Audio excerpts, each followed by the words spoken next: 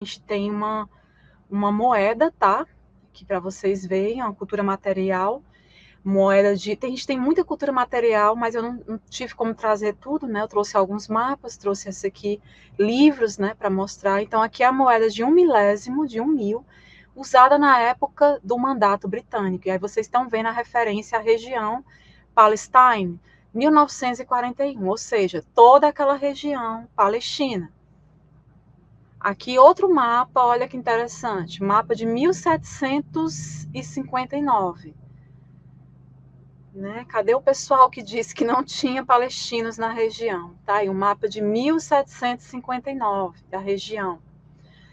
Tá? Então, o sionismo, pessoal, foi um movimento político surgido ali no século XIX, só para esclarecer, que defendeu o direito à autodeterminação do povo judeu, a criação de um etno-estado, que nunca se teve isso, né? Um etno-estado, a existência ali de um Estado judaico no território onde, historicamente, existiram os antigos reinos que eu falei no começo da live, as terras altas de Canaã, antigo Israel e Judá, estados de reinos da antiga Canaã, Palestina.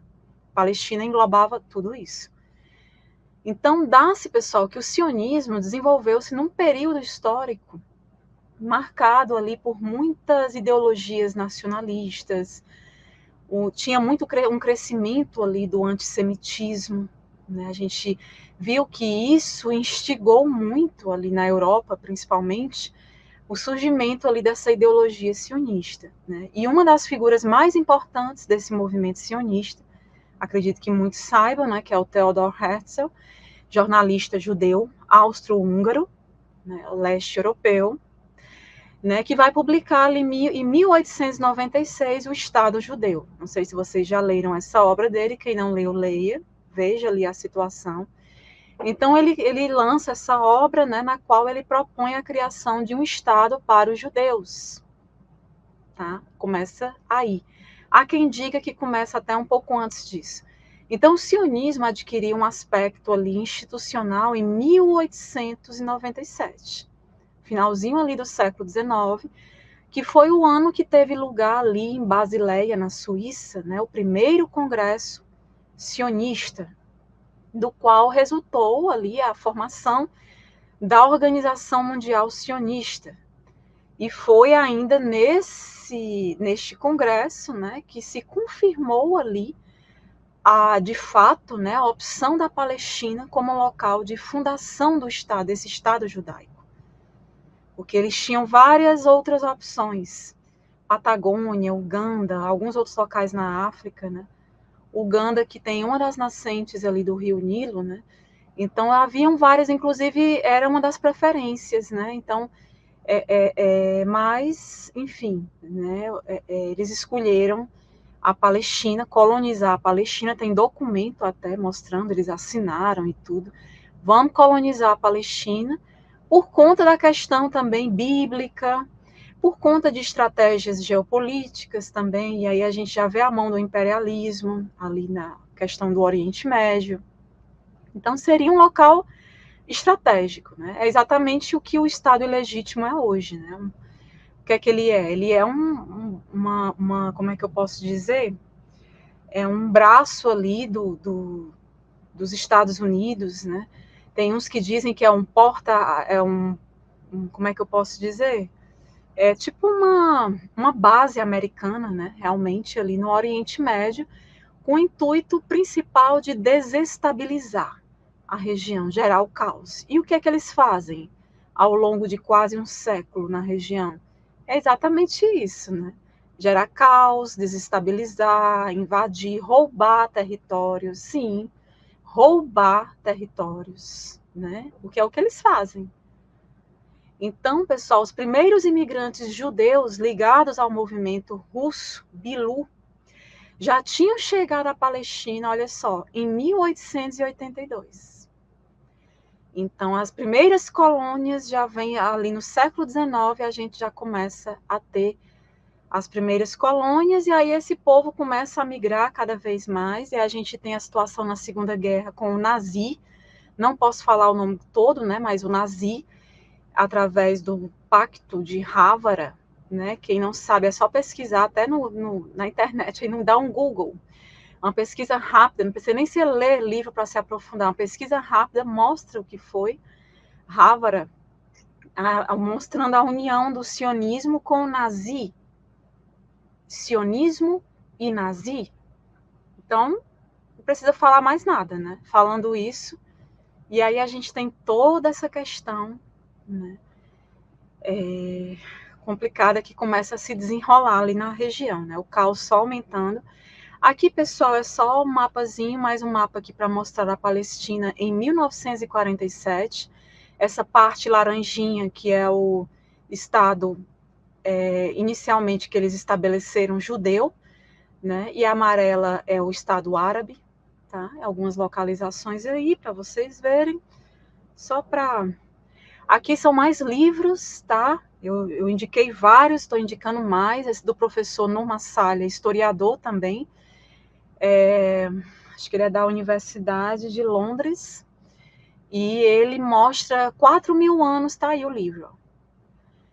4.000 anos de história palestina. Eu abordo muito desse livro em meu canal, nas lives sobre Palestina. Eu sempre estou abordando esse livro do professor Nur Massalha. Aqui no meio, a gente tem o livro do Ilan Pappe, historiador judeu, A Limpeza Étnica da Palestina, um livro riquíssimo, com muita documentação, registros, fotos, né? Então, contra fatos não há o que se fazer, a não ser que você queira falsificar a história em prol de sionismo. Aí sim, né? E aqui na direita, Noah Chomsky e Ilan Pappe. Esse livro também é maravilhoso, On Palestine. Eu só conheço em inglês, tá? Alguns desses livros eu uso em inglês, mas alguns já devem ter tradução. E aqui embaixo eu só coloquei o nome Palestina em árabe, tá? Aqui no slide. Aqui mais um livro do professor Eduard Said, que já faleceu, A Questão da Palestina, também outro grande acadêmico, né? E esse livro é maravilhoso, né? Assim, bem, já abordei ele em vídeos, em lives, é bem interessante. E aqui eu escrevi o quê? Só ler para vocês, né? A realidade da existência do povo palestino se construiu histórica e concretamente, isso está no livro do professor Eduard Said, concretamente sobre um território identificável, e ainda hoje, quando grande parte dessa existência foi empurrada para fora da terra, a identidade dos palestinos se afirma e se reconstitui continuamente em referência com a ligação do território da Palestina à antiga Canaã. Tá? Esse é um trechinho desse livro dele, A Questão da Palestina, Eduard Said. Isso aqui é um pouco de um estudo que eu postei no Instagram, Arqueologia com Érica. E aqui o professor Salim Nasser escreveu, né, dessa verdade decorre um imperativo aos palestinos, individual e coletivamente, como seres humanos e como povo, correspondem direitos de que o esforço de negação insiste em despi-los, mas que aos palestinos cabe perseguir e aos demais reconhecer, observar e assegurar. Tem mais desse estudo lá no meu Instagram, Arqueologia com Érica. Aqui outro livro para quem quer entender mais sobre a Nakba, né, bem interessante, do autor Ahmad Sadi, Nakba, né, mostrando detalhes aí do que aconteceu ali em 1948. Aqui é uma imagem da época, também uma foto da época, né? Tem gente que até a Nakba tenta negar, né? Eu acho interessante o nível de alienação, de... O que mais que eu posso dizer?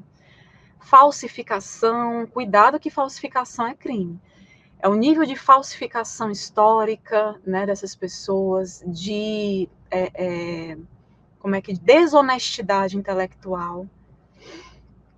Então, vou falar rapidamente sobre Nakba, tá, pessoal? Só para entender como eu estou vindo mostrando a Palestina ao longo da história, né, um pouquinho de cada período, né? Então, eu falei como que o sionismo se introduziu ali nessa região da Palestina, como que ela foi escolhida, inclusive, para ser colonizada. Agora vamos conversar sobre a Nakba, né? Inclusive os livros do historiador israelense Ilan Pappé, ele mostra detalhes disso, documentado, tudo fotografado, né, com documentos da época.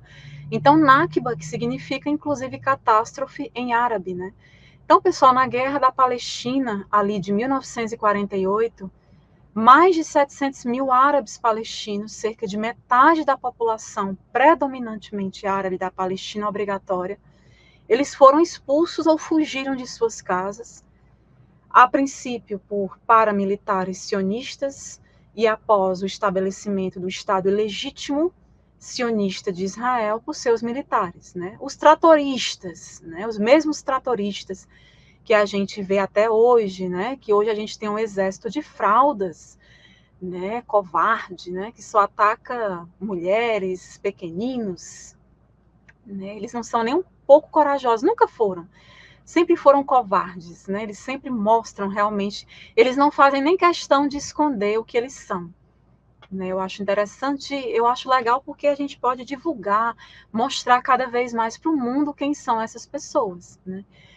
Então, pessoal, a Nakba, a gente vê ali a expulsão e fuga, né? Que foi como é que eu posso dizer? Exatamente. Como que eles são mentirosos, cruéis, até com...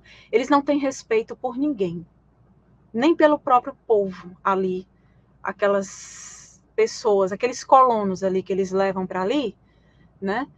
Eles não têm respeito nem por essas pessoas, por ninguém, né? Por crianças, por nada. Eles não têm respeito por nada, nunca tiveram.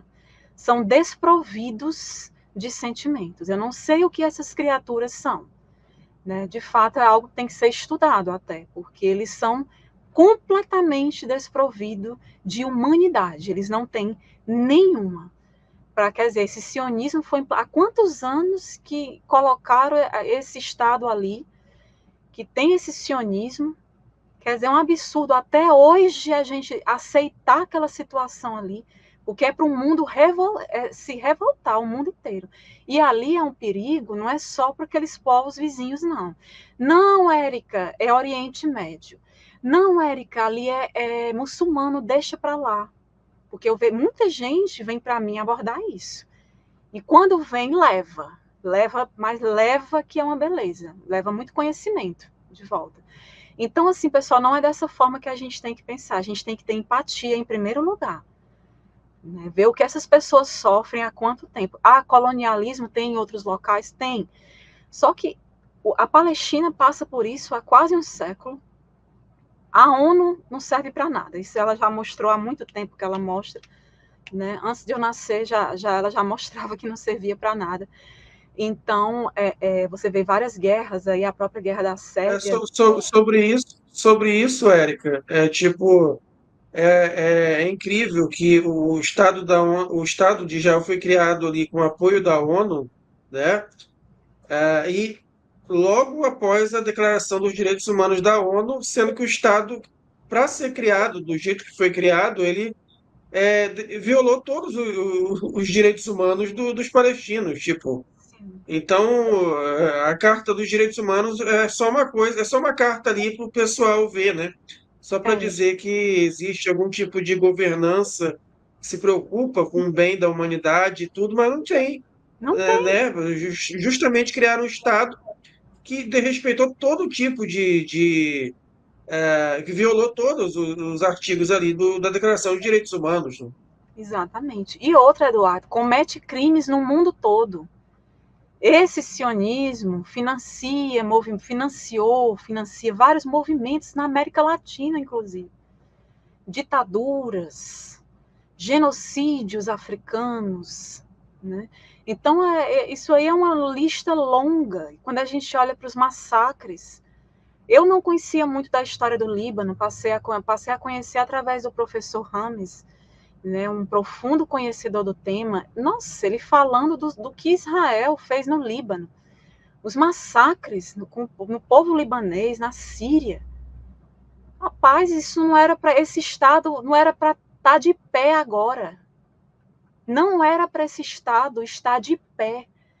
Nós, como humanos, como humanidade, a gente não pode aceitar isso. Em nenhum momento. A gente precisa se levantar, porque isso vai vir para nós. A gente acha que, não, a Érica está longe.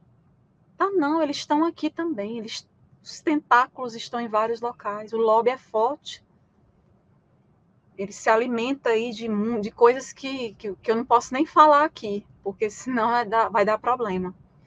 Então, pessoal, a gente tem que é uma luta pela humanidade. Eu costumo dizer que é uma luta que não envolve religião, não envolve política. Ai, você é de tal partido, que nem partido político eu não tenho. Ai, você é muçulmana, islâmica. Não, não sou. Estudo árabe, procuro conhecer o islamismo, mas não sou. Não me converti. Então, assim, essa não é a questão. Tá? A questão não é religião, a questão não é política, a questão é humana, é humanidade. Nós não devemos corroborar com esse crime. Aí chega um e aí começa. Ai, as mulheres lá no Oriente. Ai, os gays no Oriente. Ai, gente, não é assim que se resolve. Eles usam essas falácias até para sair da questão principal. A gente tem que entender as culturas. São culturas diferentes. Ah, Érica, tu concorda com tudo? Não. Mas é uma outra cultura. E eu não posso dizer que uma cultura tem que ser eliminada porque é diferente da minha. Entendeu? Eu sou a favor da autodeterminação dos povos. Eu sempre defendi isso. Vou continuar defendendo. Então você não Érica, pode... sobre isso, Érica, eu me lembro que quando houve uma tentativa quando ocorreram protestos no Irã, com relação àquela menina, né, que foi assassinada pela polícia e gerou aqueles protestos ali, muito incentivados, né, pelos Estados Unidos também, né, que tentou infiltrar pessoas ali, né, para tentar derrubar o governo do Irã. É, tinha atrizes da Globo até fazendo videozinho, tirando o véu, né, esse tipo de coisa, para poder criticar o Irã, né?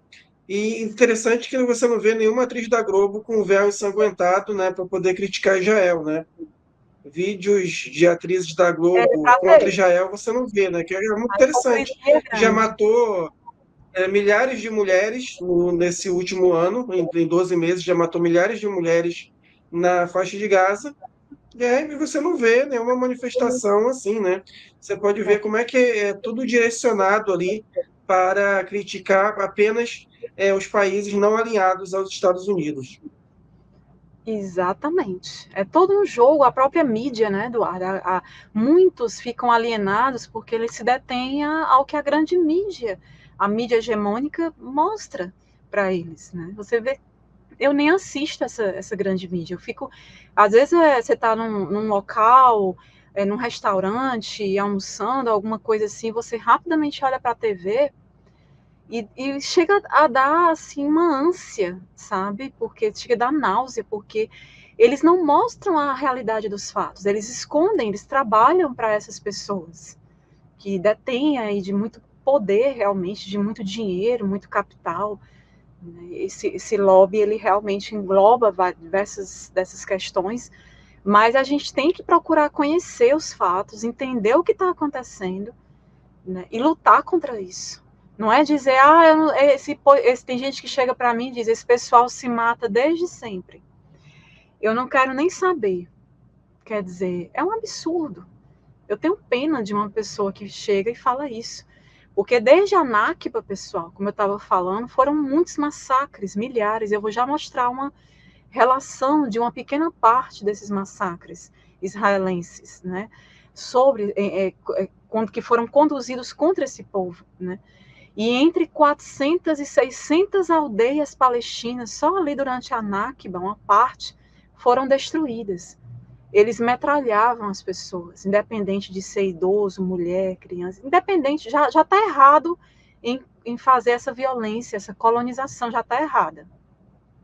E fazer dessa forma, né, assim, então é algo assim que Inclusive, olha o que eles fizeram. Poços de aldeias foram envenenados em um programa de guerra biológica e propriedades foram saqueadas para impedir que os refugiados palestinos retornassem. Olha só o horror disso. Vocês, de fato, consideram essas pessoas humanas, sionistas? Eu estou perguntando com relação aos colonos sionistas.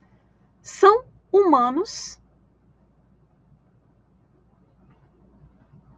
É uma questão para a gente, né, debater, conversar, apesar de que eu acho que não tem o que debater diante de tantas atrocidades. E é triste, né? E vários outros locais lá foram sujeitos à hebraização dos nomes dos lugares palestinos. Você vê que eles mudaram os nomes das localidades, das cidades, né? A maioria. Um horror sem fim, né, pessoal? Então, o número preciso de refugiados palestinos, muitos dos quais eles foram se estabelecer em campos de refugiados palestinos em estados, em países vizinhos, né? É uma questão de disputa, né? Assim, com relação a esse número exato, embora o número seja de cerca de 700 mil, sendo nesse período, né, de Nakba, sendo aproximadamente 80% dos habitantes árabes do que se tornou Israel. Então, metade da população total árabe da Palestina obrigatória. Cerca de ali 250 mil a 300 mil palestinos fugiram ou foram expulsos durante essa guerra civil ali de 1947 a 1948 na Palestina obrigatória. E antes do término ali do mandato britânico, né, ali em 14 de maio de 1948. Então, antes mesmo do término do mandato britânico, a confusão já estava feia, né? E muitos já tinham deixado, muitos palestinos já eram refugiados. Então, o desejo ali de evitar o colapso dos palestinos e evitar mais refugiados foram algumas das razões para a entrada ali da Liga Árabe no país, que começou aquela guerra árabe-israelense de 1948.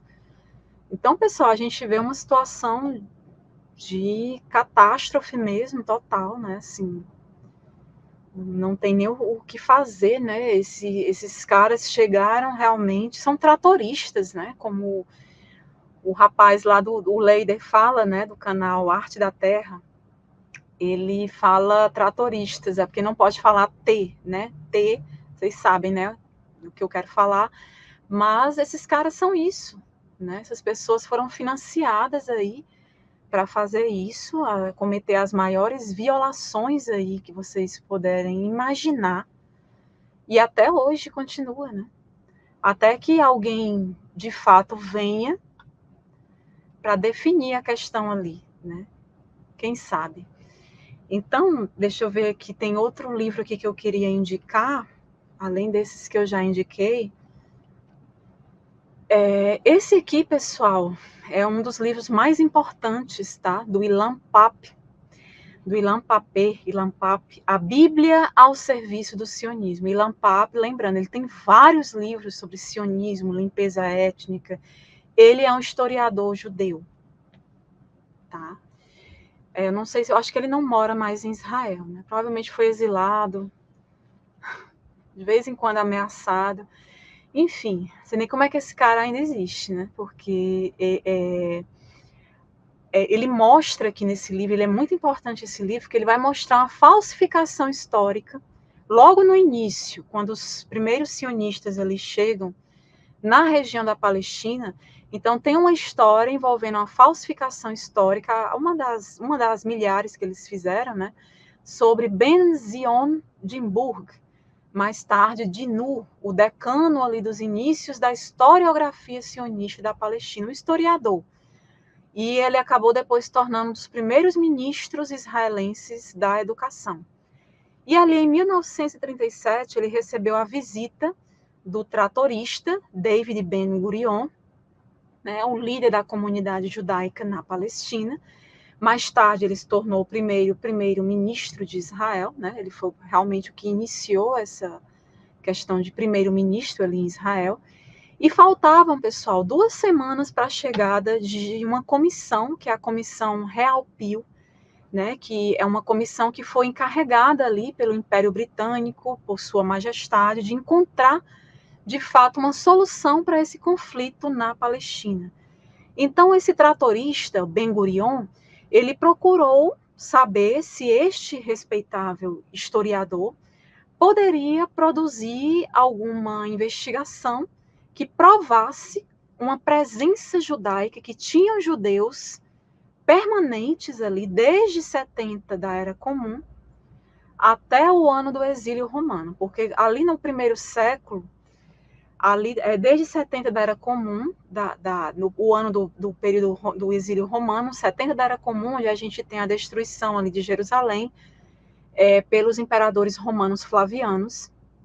Logo depois a gente tem esse exílio, que é a segunda diáspora judaica. A primeira diáspora foi com o exílio babilônico. Esse aqui no século I da Era Comum, em 70, né, logo depois da destruição de Jerusalém, a segunda diáspora judaica. E a gente vê que eles estavam ali na Judéia, lembrando que Judéia era uma parte da Palestina, haviam vários povos ali, e esses judeus foram expulsos, né, uma grande parte, dali eles foram para a Europa, para várias regiões, né, leste europeu principalmente, Península Ibérica também.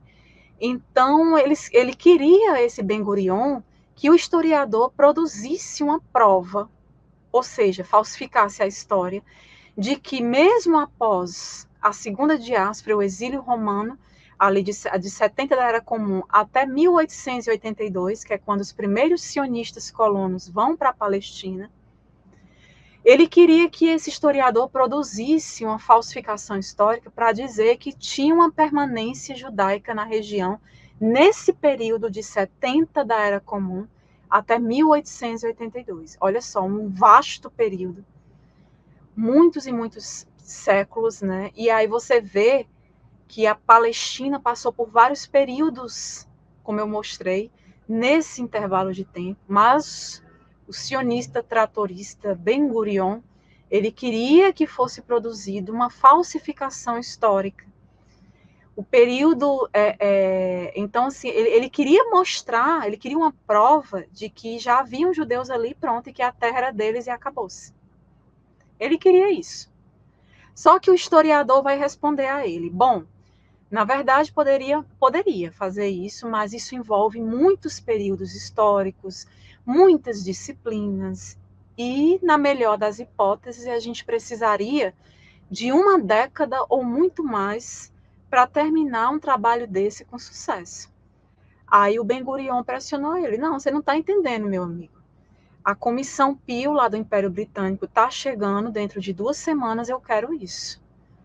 Eu quero, faça aí, falsifique a história, a arqueologia. Eu quero um documento mostrando que tinha judeu aqui, desde o exílio romano, a segunda diáspora judaica, 70 da Era Comum, mais ou menos esse período, até 1882.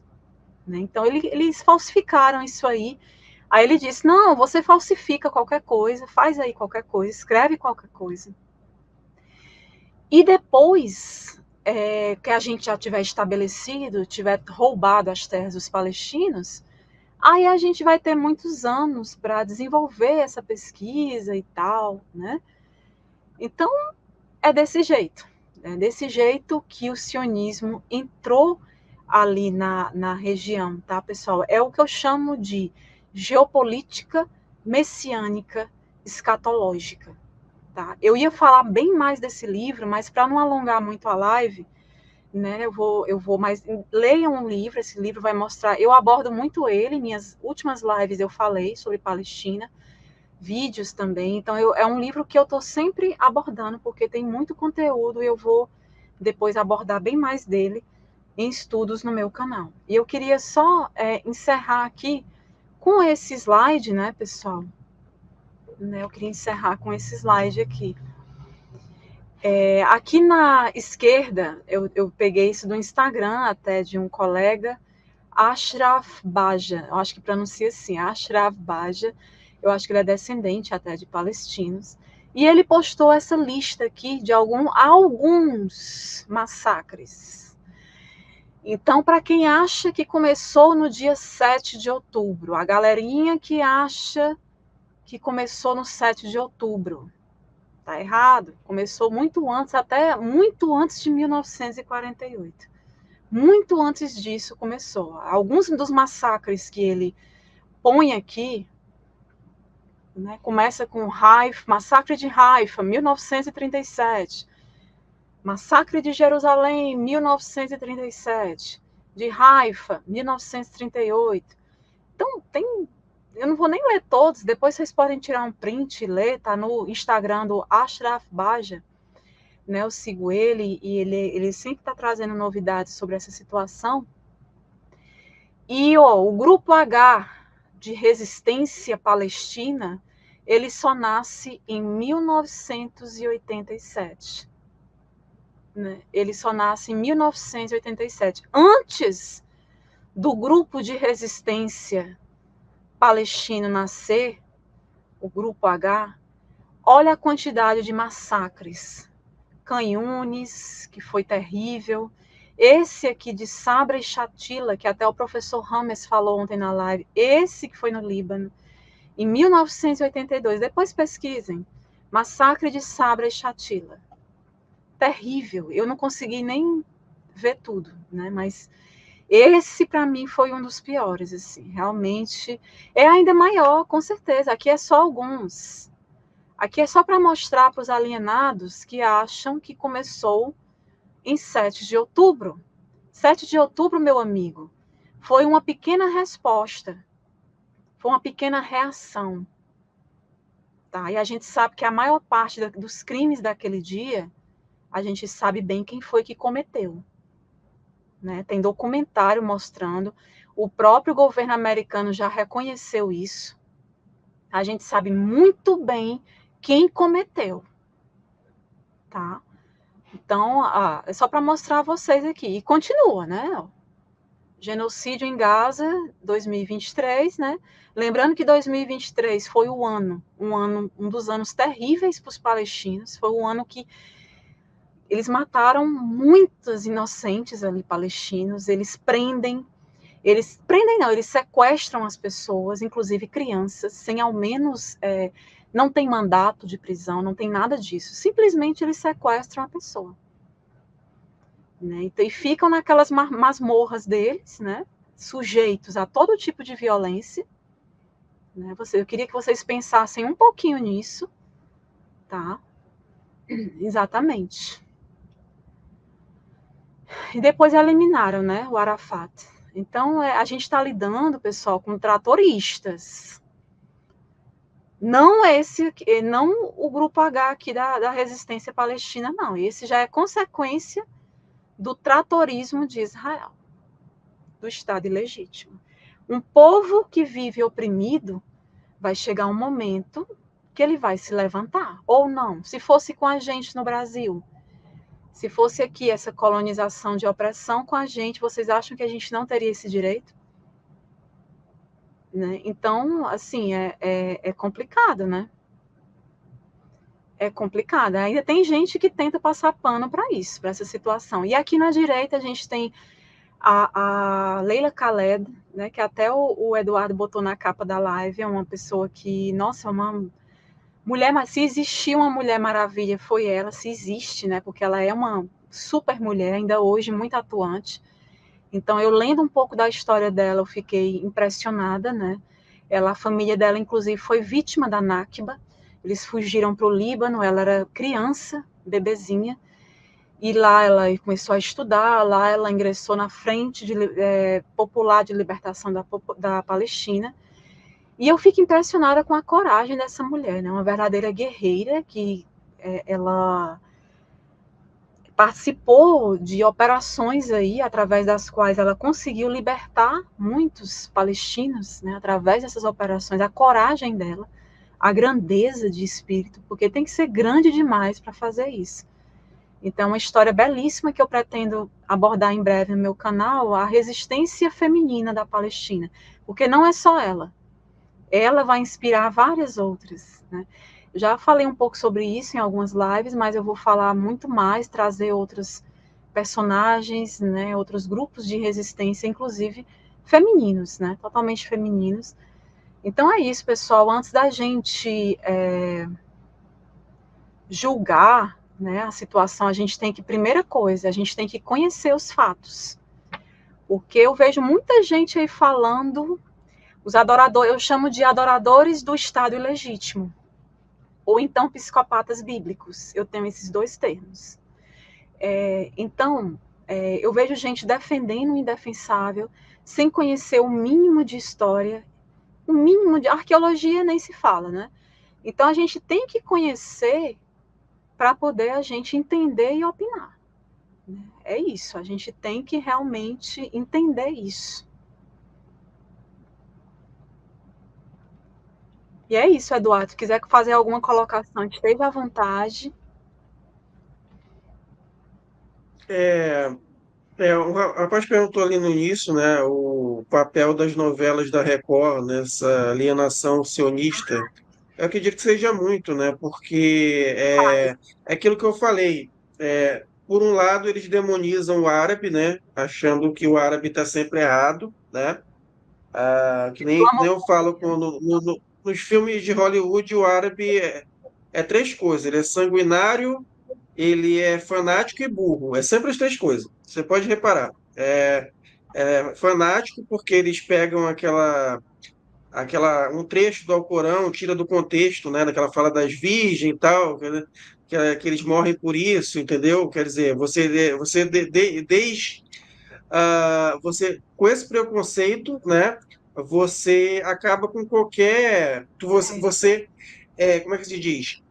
Além de ser um preconceito, uma mentira, uma deturpação da questão ali, você tira tudo do contexto, ou seja, não importa por que o árabe está lutando em determinado local, não importa o contexto, o início da guerra. Não, ele faz isso porque ele é fanático, ele faz isso porque ele quer encontrar Exatamente. mulheres no céu, né? Mas, Eduardo, quem E fala isso nem foi. conhece o Alcorão. Eu não sou especialista em Alcorão, Sim. mas eu venho conhecendo um pouco, aprendendo árabe, conhecendo um pouco do Alcorão. Por exemplo, muitas das narrativas da Bíblia hebraica totalmente, eles usam os patriarcas lá do Antigo Testamento, da Bíblia hebraica, eles estão no Alcorão, só que eles não estão daquela forma. Daquelas narrativas ali não existem no Alcorão. Para o Alcorão, lá no Alcorão, eles são profetas. Né? Quem estuda Alcorão aqui, alguém que estude ou que seja muçulmano, pode realmente confirmar. Eles são profetas. Tipo, o Davi, o Salomão, eles são tidos como profeta. O próprio Jesus lá não era Deus, ele era tipo um profeta para eles, né? Então, a Sim. pessoa tem que começar a entender que realmente estudar a narrativa para entender o que é que tem, né? Porque o que a gente vê a mídia e Hollywood pregam uma coisa e a pessoa sai acreditando que é aquilo. Não, eu li um pouco sobre isso, Érica, e até falar, é claro que nós dois não temos uma crença espiritual, né? Mas dentro da própria crença do Islã, vamos dizer assim, o paraíso do Islã é bem parecido com o paraíso cristão, ou seja, não haverá relações carnais. Então, não haverá relações carnais no paraíso. Então, que é bem parecido com o paraíso cristão. Então, essa ideia de que ele morre para poder ter mulheres no céu, isso aí para ter virgens no céu, isso não faz nenhum sentido, né? Essa ideia de virgens tem a ver mais com a questão da própria antiguidade mesmo, que dá uma importância muito grande para a virgindade feminina, né? Os povos, né? Da antiguidade que até hoje se dá devido às crenças religiosas, né? Então não tem nada a ver com esse pensamento, porque é para colocar no árabe um pensamento, induzir as pessoas a acreditarem no árabe um pensamento promíscuo, né? Um pensamento promíscuo com relação a isso, né? E outra coisa que eu vi que isso daí era na verdade, para o jovem não ter medo de ir para a batalha e tal, né? Porque quando ele ia para a batalha, eles queriam se casar primeiro. Tinha uma coisa assim. Infelizmente, eu não lembro o artigo que eu li, mas antes de ir para a batalha, eles queriam se casar porque eles tinham medo de morrer sem se casar, alguma coisa assim. Então, tinha essa história aí na questão do Alcorão por causa disso, né?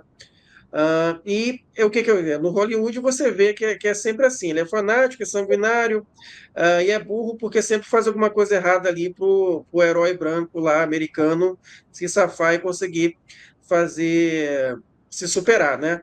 Então tem essa narrativa, né, do Islã, e o que acontece? Aí quando você vê o islâmico, o árabe, se você falar para a pessoa comum, de tanta deturpação, ela vai achar que o cara está errado. Ou não é confiável, ou porque é tratorista, né? Quer dizer, tem vários elementos lá, judeus lá, que cometem crimes iguais ou piores do que o Estado Islâmico, por exemplo, mas não é chamado de, de, de T, né? Não é chamado de T. Quando a mídia fala mal, raramente que fala mal, chama de extremista judaico, no máximo isso. Mas T judaico nunca chama, né? Apesar deles cometerem sim atos T ali de fato, né? E o que acontece?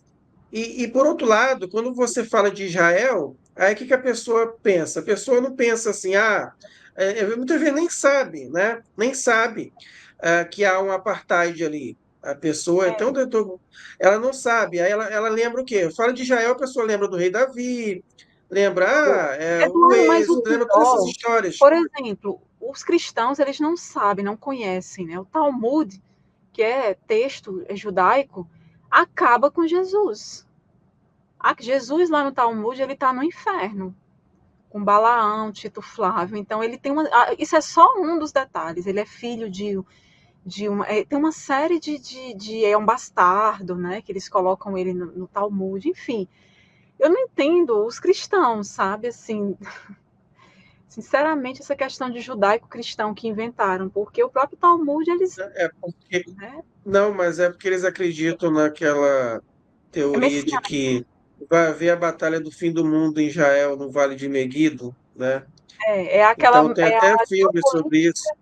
geopolítica messiânica escatológica. O terceiro templo, e Jesus vai vir trazendo apocalipse com tudo, né?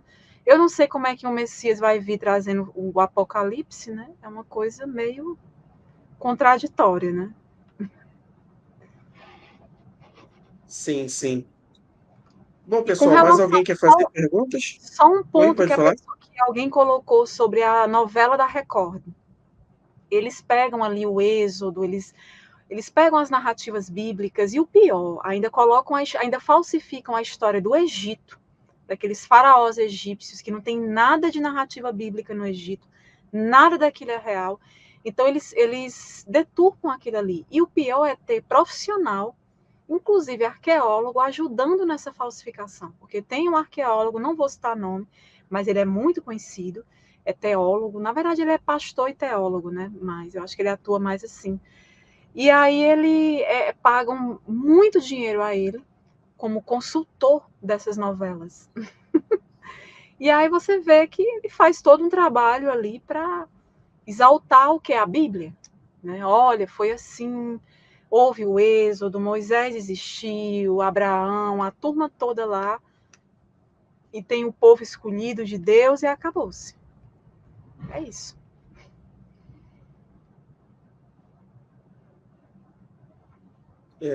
Então tem essas questões também. Pessoal, mais algumas perguntas aqui. Tem mais algum assim, vídeo que você queira recomendar? Assim, tipo, onde começar no seu canal? Um vídeo que você queira recomendar Olha, sobre a pessoal, Palestina? eu recomendo, tem uma playlist só sobre Palestina, tem outra sobre Antigo Israel, tem outra, inclusive, sobre judaísmo, que mostra os vários problemas ali, as falhas, as contradições, né? Desmistifica crenças religiosas, porque eu trabalho com isso também. Então, eu recomendo começar pela playlist Palestina. E o primeiro vídeo já é mostrando de onde vem esse nome Palestina, como surgiu o nome Palestina. Então já comecem por aí, porque eu vejo que muita gente continua a insistir no erro, mesmo a gente mostrando evidência, artigo científico, Tá? Então, assim, livros, né, de pesquisadores da área, pessoas com muitos anos de experiência, né? Então, eu recomendo começar por isso, né? Olhar realmente e ler os livros, né? Ler os livros, olhar para os fatos é fundamental para entender. Deixa a Bíblia um pouquinho de lado. É importante porque você vai poder responder sabendo a história mesmo, né? Mostrando esse tipo de coisa. Porque a gente vê que tem muita gente que muita gente que apoia o sionismo, né? Que apoia o Estado de Israel, jogando frases de efeito, né? Com verdadeiras falácias, né? Teve outra aqui que falou, não existia Palestina no Alcorão. Então, quer dizer, são coisas. É por isso que no início da live, eu fiz questão de salientar isso, porque para a gente não ficar na defensiva, porque o errado são eles, entendeu? Então, por isso que eu falei, quando você fala Palestina, uma história de é, 4.000 anos, você quer fazer o quê? O resgate da identidade do povo palestino que está sendo apagada Um pelo apagamento sionismo. histórico. É isso. É somente isso. Por quê? Porque não é você querendo justificar alguma coisa, porque não precisa. Então, eu vou repetir a frase que eu falei. Ainda que não existisse Palestina 4.000 anos atrás, nada justifica o que o Netanyahu está fazendo. Mesmo que não existisse Palestina. Então, a gente não está aqui dizendo, a Palestina tem que existir porque ela existiu há 4.000 anos. Não. A Palestina tem que existir porque eles são seres humanos. E já Eles têm haviam que existir pessoas porque eles são ali seres vivendo humanos. normal. Entendeu? Já haviam pessoas ali vivendo normal. Isso é fácil de descobrir isso. No YouTube tem vários vídeos da época antes de estabelecerem esse Estado ilegítimo ali. Tem vídeos mostrando os palestinos, cidades desenvolvidas. Tem gente que chega para mim e fala: mas ali era deserto, não tinha ninguém. E aí chegaram pessoal com dinheiro, investiram, desenvolveram a região. Mentira! Eles destruíram a região. É mentira. Tem cara de pau, eles dizem que as terras foram compradas, né? E As aí terras diz, foram não, compradas. fizeram por um bom Ainda diz preço. que foi comprado. Tudo foi comprado, né? Então tu vê que Uma aquele pequena, árabe. uma Uma vez pequena eu debochei. Eu mostrei aquela mesma foto que tu mostrou da Nakba, eu falei, tá vendo? Olha a mansão que o árabe comprou com o dinheiro que o judeu sionista deu para ele, né? Quer dizer, não foram faz nem expulsos, sentido. Os caras foram morar em. Entenda como é que compraram as terras dele, não acampamento. faz nem sentido. Eu acho tão interessante. Ai, gente. Mas é isso. A gente tem, por isso que vocês têm que divulgar, compartilhar bastante a live para chegar esse conhecimento a mais pessoas.